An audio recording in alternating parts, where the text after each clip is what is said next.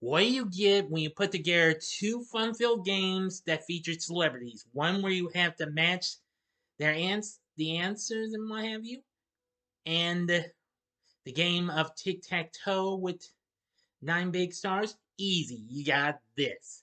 Let's talk about the Match Game Hollywood Squares Hour today on the Wide World of Game Shows.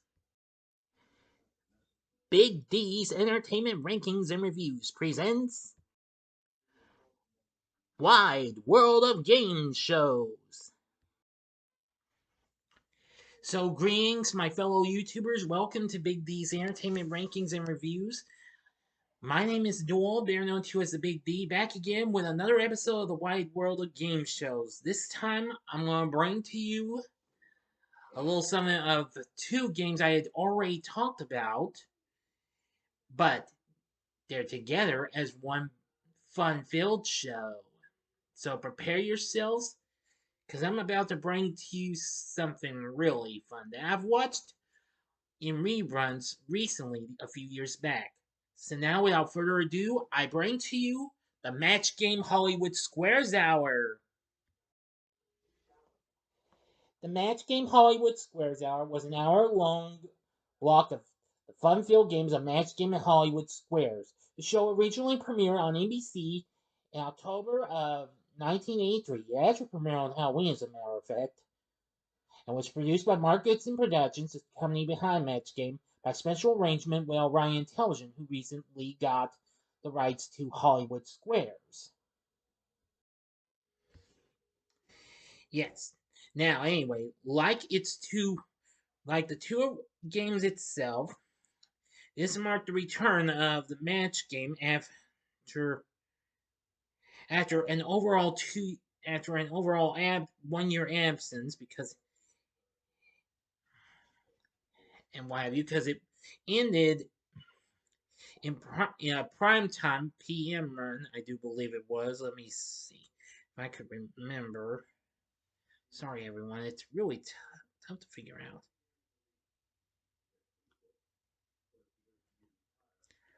Okay, now wait a minute. No, it was. Okay, I'm sorry, I messed up. The daytime syndicated version, and then of course there was the primetime version. That in the 2 years before this.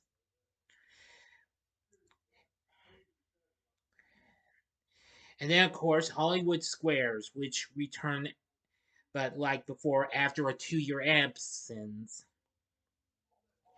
Anyway, it's a television panel game that combined two panel games from long ago. Incredible. Anyway, so the show had two hosts. Gene Rayburn reprised his role as host of the Match Game and Super Match segments that was at the end of the show, while the Hollywood Squares segment was hosted by John Bowser Bowman, who most of y'all know him from the music group Sha Na Na. Gene Wood would be the announcer, well, originally, and then Johnny Olson and Rich Jeffrey substituted during the run. Of course, you all know Olson, who actually did the announcing for the previous installment of Match Game and was still doing the Price is Right at the time, and Rich Jeffries, who recently finished announcing for the last few weeks of Blockbusters, which ended the previous year. Now, like Match Game and Hollywood Squares, it's just mostly what you can expect. Now, for Match Game, Rayburn hosts and Bauman occupied the lower left seat on the panel with 5 other celebrities. Because Match Game starts off first thing. 3 rounds were played with one question per contestant in each round. A coin toss determined who played first in round one, and the high scorer at the end of each round played first in the next one. In the event of a tie, the contestant who had not played first in that round did so in the next one. Now, like its predecessor, Rayburn ran a humorous fill-in-the-blank question, and each celebrity wrote down a response. The contestant provided a verbal response after they had all finished. The celebrities then revealed their answers one at a time, and each match scored a point. Only the celebrities who had not matched played subsequent questions. The leader after the third round advanced to face the returning champion in the second half of the hour on the show on Hollywood Squares. The game ended in a tie. One super match style question was posed to the contestants. For example, blank New Jersey. Instead of writing down an answer, the contestants chose a response by numbers 1 through 4 from a board that was out of sight of the panel with 4 pre selected answers chosen by the writers. For example, Atlantic City, Hoboken, Newark, Trenton. Excuse me, a backstage draw conducted before the game determined which contestant chose first, and that contestant selected an answer by calling out the number. After both contestants had chosen a response, Rayburn polled the panel one at a time for their own responses. The first contestant to match any celebrity became the winner. After that, the Hollywood Square segment would begin, and John Bowser Bowman took the hosting, pitting the match game winner against the previous day's champion. Now, for this segment, 3 more celebrities joined the panel along with Rayburn, who sat in the bottom left square. A third tier of the panel set swung into place to accommodate the new panelists, and the celebrity who was already sitting in the top center seat for match game became the center square. As on the original series, contestants took turns attempting to claim squares on a tic-tac-toe board. The contestant in control chose a celebrity who answered a question. A contestant claimed a celebrity's square by correctly agreeing or disagreeing with the answer. A miss awarded it to the opponent. The first contestant to get 3 of his or her own symbol in a row, horizontal, vertical, or diagonal, or capture 5 squares won the game. There were several differences in gameplay compared to the original series. The champion always played X, and the opponent played O. This has been the only version of Squares not to use the traditional Mr. X or Mrs. Circle or Mr. distinction. Each individual square earned was worth $25. The first game was worth $100, and the value increased by $100 for each subsequent game. No secret square was played in this version. More questions asked were of the true or false or multiple choice variety. The most significant rule change involved winning a game. On all versions of Squares before and since, if a contestant missed a question on a square that the opponent needed for a win, control simply passed back to the opponent, and they had to earn the square on their own. This version of the series eliminated that rule, enabling a contestant to win a game or an opponent's error. The contestants play as many games as time allowed, with the champion starting the first game and the loser of each game starting the next one. When the final bell rang, the contestant in the lead became the day's champion and joined Rayburn on stage to play the Super Match bonus round. Both contestants kept any money they earned in this segment. In the event of a tie, the board was cleared, and the contestant who did not play last chose 1 star. The contestant won an additional $25 and the match by correctly agreeing or disagreeing with the star's answer to Bowman's question. If the contestant failed, the opponent won. Now, the super match was just similar to like it was in the original. The champion played for the grand prize of up to $30,000 in the super match. The round began with the audience match, in which the champion tried to match one of the 3 most popular responses given by a previous studio audience to a short phrase, for example, trading blank. The champion called on any 3 celebrities for help and could either use one of their responses or offer one of his or her own. The 3 most popular responses awarded $1,000, $500, and $250 in descending order. The champion won $100 for failing to match one of the 3 most popular responses.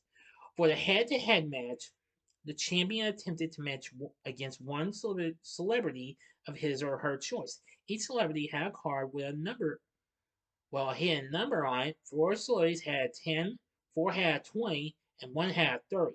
Once chosen, the celebrity revealed the number and it was multiplied by the amount of the audience match to determine the jackpot.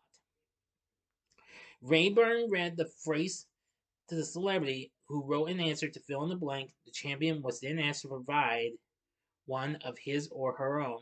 If both answers matched, the champion won the super match in the respective money amount. The celebrity and champion had to match exactly. Regardless to the end result of the super match, the champion returned on the next episode to play Hollywood Squares against that day's match game winner. Champions remain on the show until they either lost to a challenger or played the super match 5 times. If a champion retired, a contestant was chosen at random to fill the X position on the next day's Squares segment. And that's that. Anyway,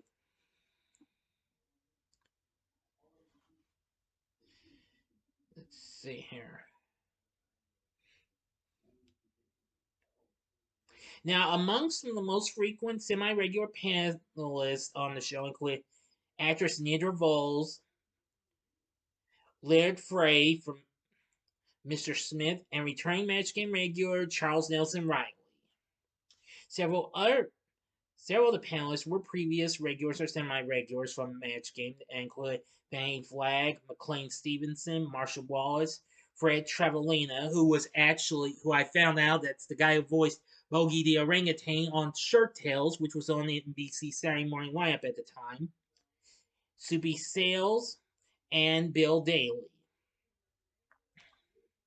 Now, aside from being part of the Match Game bed at the beginning, Bowman himself, as Bowser, had also previously appeared as a panelist on Match Game.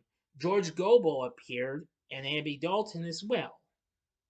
Well, they were the only Hollywood Squares regulars to ever appear on the program.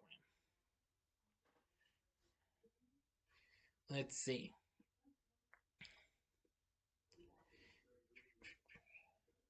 Now, following the practice of both parent shows, the same group of 8 celebrity guests appeared on an entire week of episodes. 5 were introduced at the start to play Match Game. At the end of that, the main 3 emerged on stage for Hollywood Squares.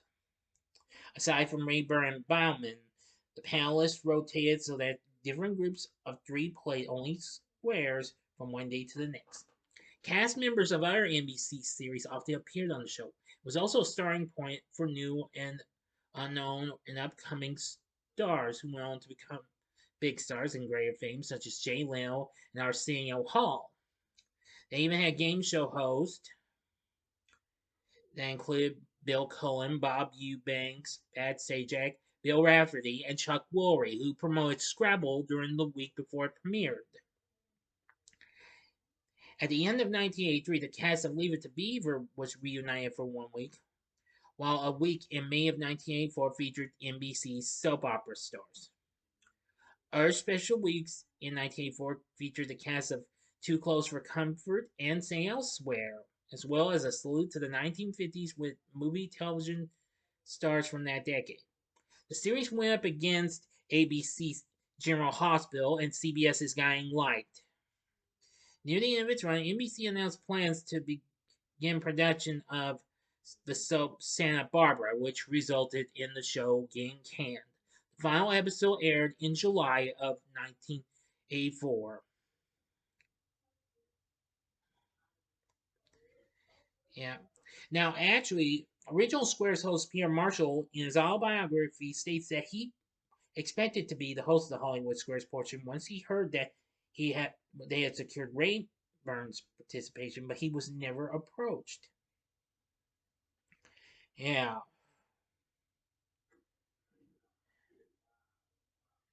So anyway, yeah.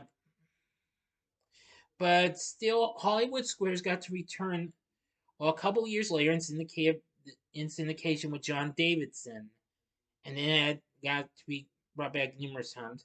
Match Game didn't return until 1990 when it came on ABC, but that only lasted for some time. Well, for a few months with Ross Shafer. And then again, 1998 with Michael Berger in syndication, but that wasn't really great. But then soon it came back to ABC with Alec Baldwin, but that, of course, was canceled more recently. You can hear why if you check out this. Now, for years, the show has never been seen again. unfortunately. But until 2019, the show actually got to return to television for the first time ever when the Buzzer Network got the rights to it, and they still air it to this day. But unfortunately, they're now showing it at the late night, early bird hours, unfortunately. So I wish you the best of luck to catch it. But however, there is a way to catch it. You can find episodes of this on YouTube. Oh, yeah, there was one more thing.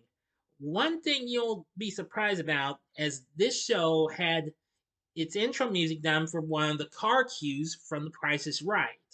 You'll know what it is when you see the show. Yep. Let me give you a good look at one thing on the show.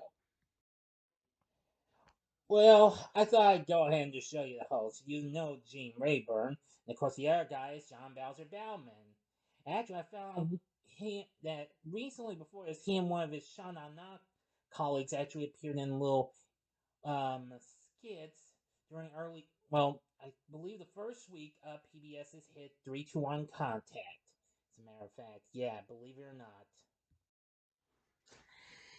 Yep, I did have a lot of fun watching the Match Game Hollywood Squares Hour. I thought it was really good. I wish it could have lasted a little longer, but again, they soon brought back the shows later on. But you'll know why when you see them. I'll give them both to you in cards at the end of this video right now. So anyway, what have you seen the Match Game Hollywood Squares Hour? If you have, let me know what you thought about it in the comment section below. Again, you can find full episodes on YouTube. If you like this video, click the like button, subscribe, and be a part of the Big D Nation. Join me next time when I bring to you a review of Nothing But Trouble. So thanks for watching, and if you like this, check out the solo versions of these, well, of the two games I just talked about in previous Wide World Game Shows episodes. The upper left-hand corner is the episode I did on Match King. The upper right-hand corner is the Hollywood Squares, which was the previous episode. Or go to the bottom left-hand corner for The Price is Right. In the bottom right-hand corner is a button you can click to subscribe if you like rankings and reviews on movies, TV, music, video games, etc., as well as the Wide World of Game Shows. Then I'm your guy. Thanks for watching, and we will have another episode of Wide World of Game Shows coming up real soon. And I believe the next one, I think I've got it. It's supposed to be the Bear 6. I'm pretty sure it is. So stay tuned for it. So until next time, I'm the Big D saying, see ya.